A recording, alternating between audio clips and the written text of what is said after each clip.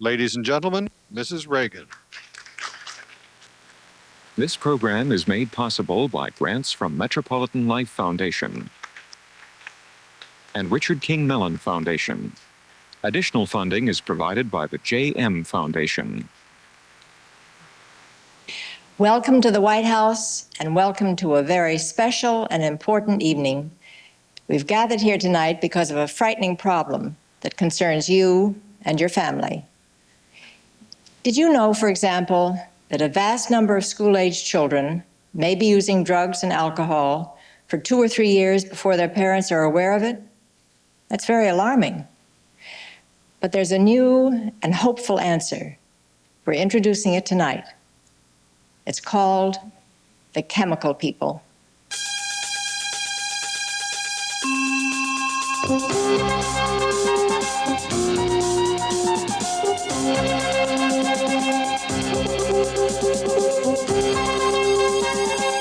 Tonight, from the East Room of the White House, the chemical people.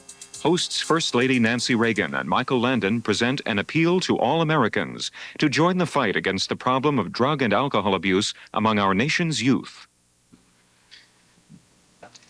There have been many historic occasions in this special house. Tonight marks another. On this occasion, we are launching a landmark effort to fight back against school-age drug and alcohol abuse in your community. Public television is joining communities across the nation to start finding answers. Tonight, I appeal to all Americans to join in. That means attending town meetings in your community on 2 upcoming Wednesday evenings, November 2nd and the 9th. Now, your town meetings should then evolve into ongoing task forces. The local community task force has proved to be a most effective instrument in creating results. Now, that concept began in Pittsburgh and was designed by a coalition of community organizations and Pittsburgh's public television station, WQED. Their effort and the National Chemical People Project is guided by WQED's president, Lloyd Kaiser. Kai, would you explain how it works? What's the real secret of its success? Well, Michael, it's surprisingly simple. But first, the hard part. You have to admit that the problem exists, that it exists in your community, and then to care enough to organize the community to deal with it. For most people, this is the most devastating, the most cruel crisis that they've ever faced. It's the unthinkable. Drug and alcohol abuse by one's own son or daughter. The process is so frightening, so foreign to past experience, that it becomes paralyzing to a parent and can't really be faced alone. And so in Pittsburgh, we created community task forces in which parents, educators, drug and alcohol professionals, juvenile officers, in fact, the entire community could work together to find answers. No more struggling alone, no more finger pointing, no more denying that the problem exists. We've tested the concept in 120 communities in Western Pennsylvania, and it works. Well, Kai, I've heard about the success of the Pittsburgh plan, but tell us exactly what community task forces do. Well, they confront the amazing ignorance about the problem by first informing themselves and then informing the community.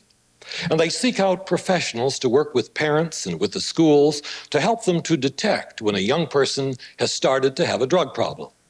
But their major work is in the crucial area of prevention. Prevention in the community and in the early grades. Now, none of this is a quick fix. But believe me, Michael, when a community task force is there and resolves to take action, it can make an amazing difference. As public television carries this vision nationally, viewers need to know that watching is not enough. They need to become involved. Kai, tell them why. Well, the problems of the 80s are huge. And the effort of one person seems so small. We withdraw, we concede. Don't. If you are a parent, if you are a grandparent, a son or daughter, an educator, a member of one of our 35 national supporting organizations, or if you are just one caring individual, you are needed at a town meeting on November 2nd and 9th. The first program is an eye-opener. And the second will help you learn what a community can do. And you'll meet some pretty wonderful people. I've seen it happen. Together, you can change panic into hope. And I have to believe that you are the kind of person that will want to help. Well, you have a choice. Or if you're a caring person, maybe you don't. 2 television programs. The first documents that ours is the chemical society. The second provides community answers. Let's preview a minute of each. The first program, The Chemical Society, details the terrifying scope of teenage drug abuse. Bill Bixby reports the hard facts. And young people whose lives became chemical nightmares relate their experiences. I was drinking a whole lot, and there are months that I can't remember. Rita Moreno explains how denial clouds the problem, and parents who've had to face the frightening truth about their children's chemical dependency tell their stories. I was hurt. I was resentful. I was angry. I was terrified. Bruce Weitz confronts a pusher with the truth. Hey, give me a break, Marcus Welby. Now, you give them a break, Bill. You got to let these people in on how the abuse of these stimulants can result in hallucinations and convulsions, and maybe even death. The second hour of The Chemical People provides a clear course of action. Community Answers. Willie Stargell explains the task force concept, neighbors joining neighbors for unified action. It's a method to combat chemical abuse proven throughout the country. And this message is getting out. And I'm convinced, if I didn't have that kind of feeling and fervor for it, I wouldn't be sitting on that task force.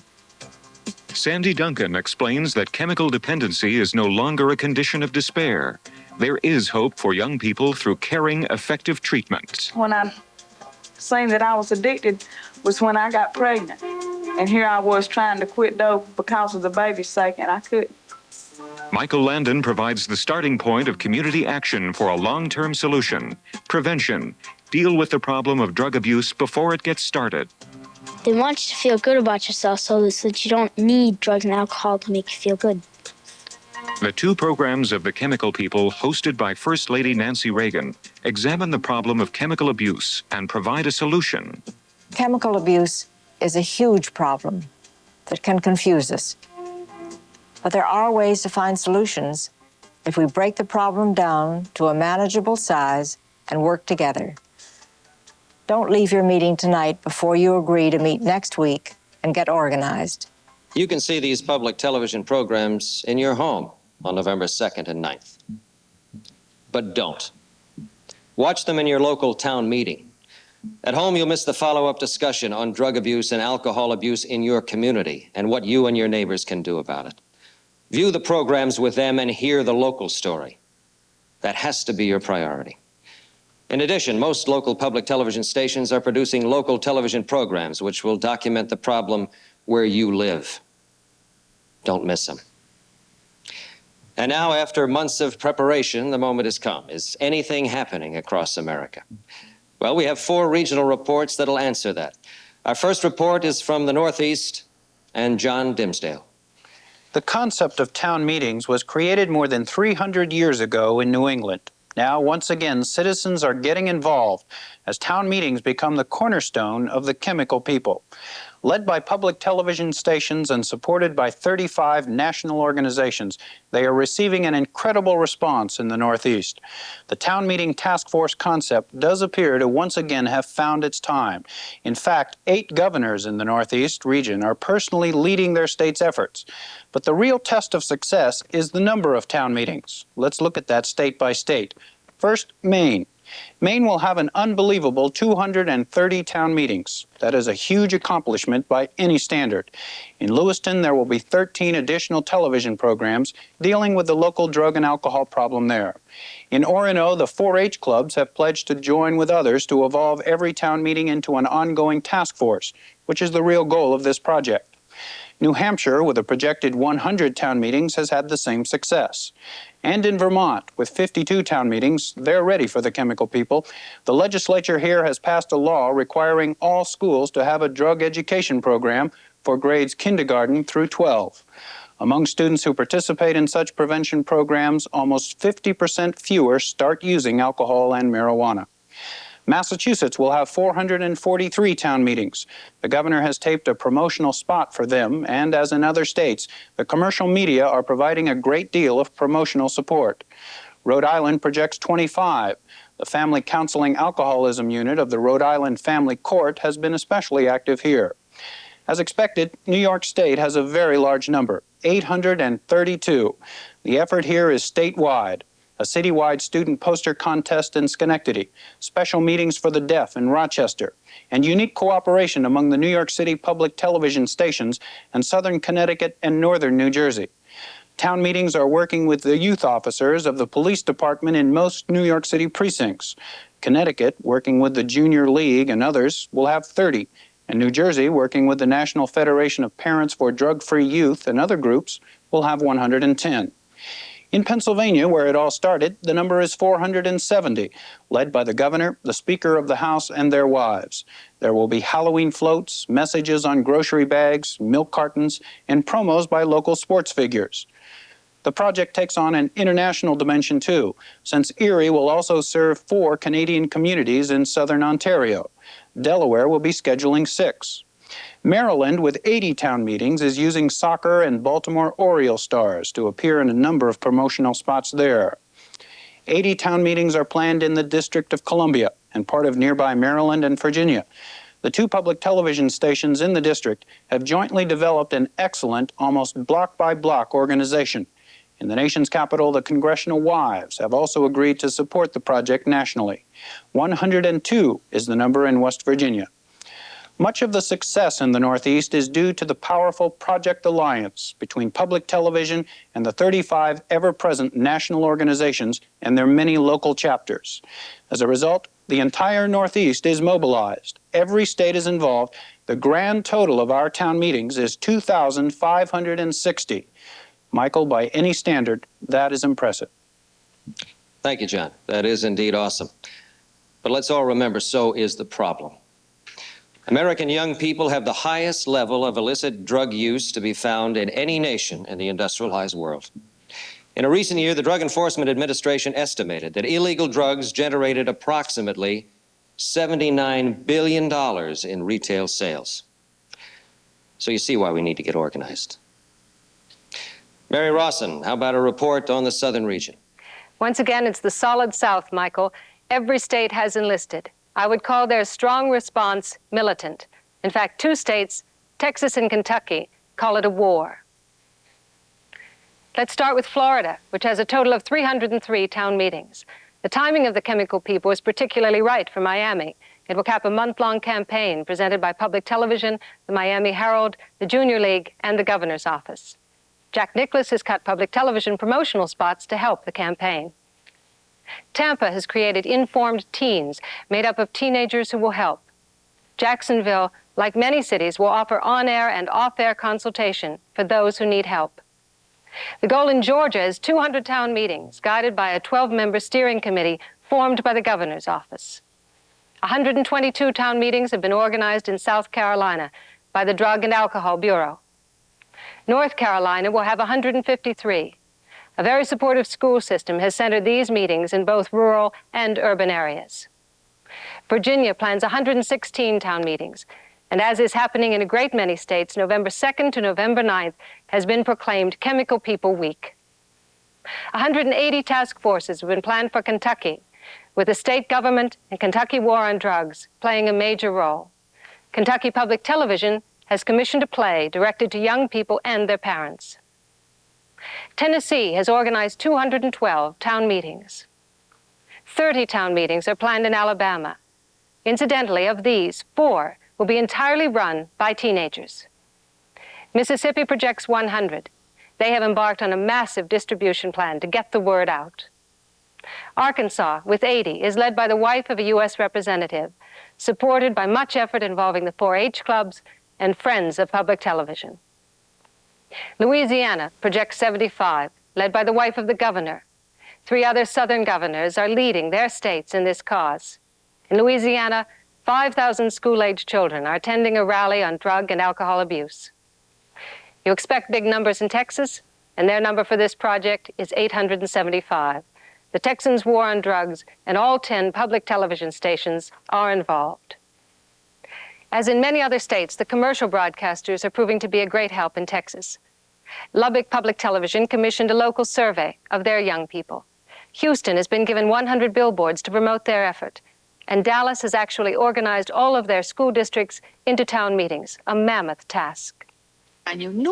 Special plans have been made to serve the Hispanic communities, large in Texas and in many other states. On November 2nd and 9th, the Spanish language version will be simulcast on radio. Our final state is Oklahoma, and a remarkable 500. That took a lot of organization. Our total then in Region 2, primarily the South, is 2,946 community town meetings. In summary, I would say, Michael, that the effort here is serious, determined, and amazingly successful. Thank you, Mary. I would add it needs to be. 2/3 of all American young people use an illicit drug at least once while in high school. At least 1 in every 16 high school seniors will drink alcohol daily. The same number smoke marijuana daily. More than 1/3 have used drugs other than marijuana. Our task forces can change those statistics. Well, let's see how they're trying in the heartland. For the Midwest region, here's Chris Moore. The chemical people continues to gain momentum in the Midwest. A number of governors have made a strong commitment to utilize the chemical people as a vehicle to help eradicate drug and alcohol abuse in their states. In Minnesota, for example, where 300 communities are establishing town meetings, the outgoing governor of one party initiated the effort, and the incoming governor of the opposite party now leads the cause. As elsewhere, the effort here is nonpartisan. Search, a national research organization, conducted a statewide survey which validated the extensive use of drugs and alcohol by school-age people in Minnesota. North Dakota will assemble 22 town meetings.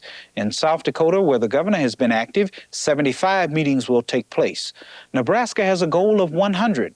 The 9-channel state network, which will provide a live phone-in program to stimulate local discussion, is working closely with the State Department of Education. Kansas has a total of 140 town meetings, which are organized in both the largest and smallest communities throughout the state. Missouri has the surprising total of 481 meetings. They involve practically everybody. A Baptist congregation in Roytown, near Kansas City, for example, has chartered a bus to take the whole congregation to a special town meeting. 10,000 Boy Scouts and 15,000 Girl Scouts will attend watch parties and join adults to form groups throughout the state. A special merit badge is being designed. Ohio projects 540, led by the governor and his wife, who are appearing in spots promoting the state's efforts. In Indiana, the number is 106. An important element will be a 6-month follow-up program to measure the outcome and progress of local task forces. In Illinois, the number of town meetings is projected at 323. The state drug agency and the PTA are collaborating with many other groups. The Rotary, Lions, Kiwanis, and other fraternal organizations are playing a major role here, as they are in most states. In Chicago, both public and private schools are involved.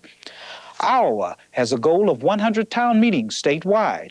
Michigan's total is 291. In East Lansing, a 3-part series on alcoholism will be directed to the campus population as well as the total community. In Grosse Pointe, former First Lady Betty Ford will appear in order to add outreach impact. And in Detroit, the Detroit for Blacks organization has given its support to the Chemical People Project, as has the Urban League nationally. The Black and Hispanic communities each have a special kind of problem, and their own meetings will reflect that. The Chemical People Project is designed to be flexible. Each community determines the nature of its problem and decides what it's going to do. Wisconsin, where 201 town meetings are planned, is our last state in Region 3. The region total is 2,679. The Midwest is really ready, Michael, and we haven't seen anything quite like this. Thank you, Chris. That's most impressive. You know, abuse exists in every community, but there are dramatic regional differences. For example, there are 3 times as many high school seniors using cocaine in the West as they do in the South. Our final town meeting report is from the Western region and Patty Burns. So that's my country. So I hope this number is as phenomenal as the others have been. Patty? It certainly is, Michael. Throughout the West, there is an assurance that the chemical people concept will work. New Mexico will have 36 town meetings. The New Mexico Federation of Women's Groups adopted the project and is working with many others. In fact, the state legislature and special assembly has viewed both programs. This is significant because task forces are interested in wise laws. 9 states have recently raised the drinking age, and when they did, fatal nighttime auto accidents decreased by 26%. Arizona will have a total of 270 town meetings. The statewide PTA and the Medical Auxiliary are spearheading the project. In recognition of the unique needs and resources of American Indians on reservations, a volunteer from Arizona State University is taking the chemical people to those citizens. They will have 10 town meetings on their own. Michael, California, with 1,162, has the most town meetings of any state. San Diego has a blue ribbon committee with support of the mayor, the city council, Board of Education, Junior League, Parents Who Care, and many others. All citizens have even received chemical people information with their water bills. Fresno is using promotional messages featuring former drug abusers. The Greater Los Angeles involvement includes a computer referral service run by a volunteer staff. To the north, Oregon has a statewide total of 80. Some actually drove 150 miles to attend some of the satellite project training sessions. The state of Washington has 193 town meetings planned. And of special note, the small town of Packwood, where a concerned pharmacist is securing tapes of the programs. You see, Packwood is located on the side of Mount Rainier, where television reception is non-existent. Idaho has 25 meetings scheduled, and Montana, even without a PBS station, has arranged 2 town meetings. Nevada will have 20 town meetings. In Las Vegas, a city of billboards, a local billboard advertiser has donated 8 to the chemical people. They're going to be located right next to those touting casinos and showgirls. Utah will have 97 town meetings. The projection for Colorado, 245. Fans attending Bronco football games in Denver will see chemical people messages being flashed on their gigantic scoreboard. Wyoming, with a brand new PBS station, has assembled 13 town meetings. And amazingly, there will be 127 town meetings in Alaska. Former pro football star Rosie Greer has keynoted enthusiasm here. And incidentally, one of the communities is just 35 miles from Siberia. In Hawaii, 30 town meetings are projected, and on the South Pacific island of Guam, village meetings are being organized in their 10 school districts, and they are planning 6 local television programs to follow up the national effort. In the West, the challenge to establish town meetings has been clearly accepted. In fact, 6 governors in the Western region have pledged their support. The total is 2,306 town meetings. Well, Michael, I hope you are now ready for the national total. I can report that in the entire United States, the chemical people has generated a projected 10,491. They are in every state, plus the territory of Guam, and in the coverage area of all but 3 of the 263 public television stations. Now, that has to be impressive. Thank you very much, Patty. And actually, the numbers continue to increase. Just in are additional town meetings, which raise our total to 10,675. This landmark achievement demonstrates how together communities and their public television stations can make an enormous difference. I believe in this effort, or I wouldn't be appearing in all 3 of these programs. I learned the hard way what drugs can do to a child and to a family. And I will not accept non-participation as my role in this effort, and nor should you. Be at those town meetings on November the 2nd and November the 9th. This is your country. These are your families. Love them. Now, I'm very pleased to introduce the dedicated leader of this parade, the host of our 2 programs, a very, very caring First Lady, Mrs. Reagan.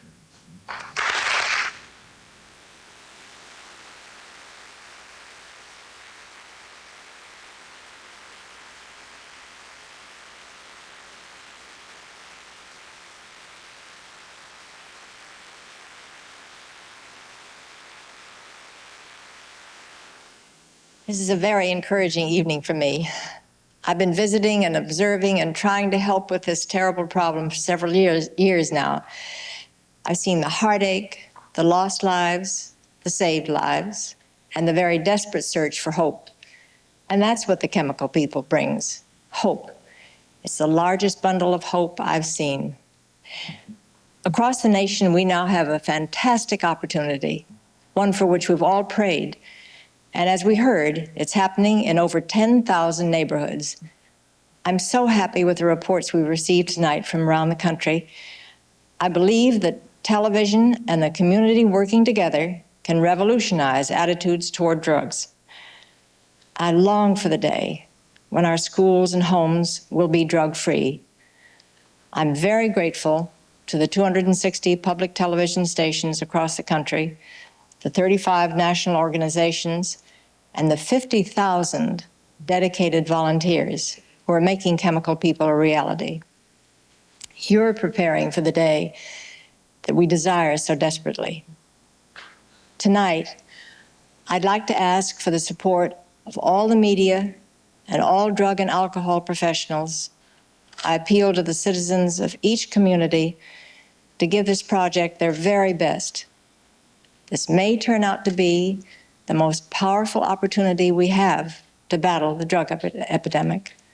From the bottom of my heart, I appeal to each of you to get involved on November 2nd and November 9th. Thank you.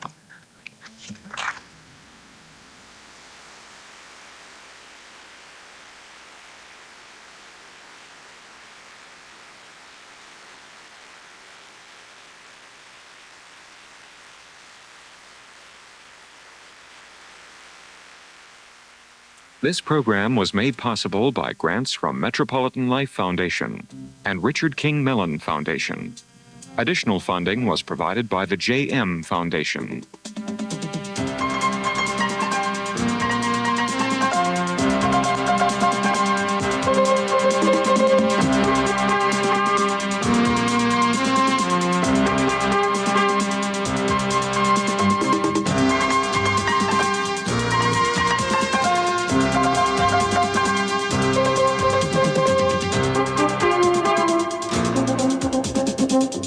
Thank you.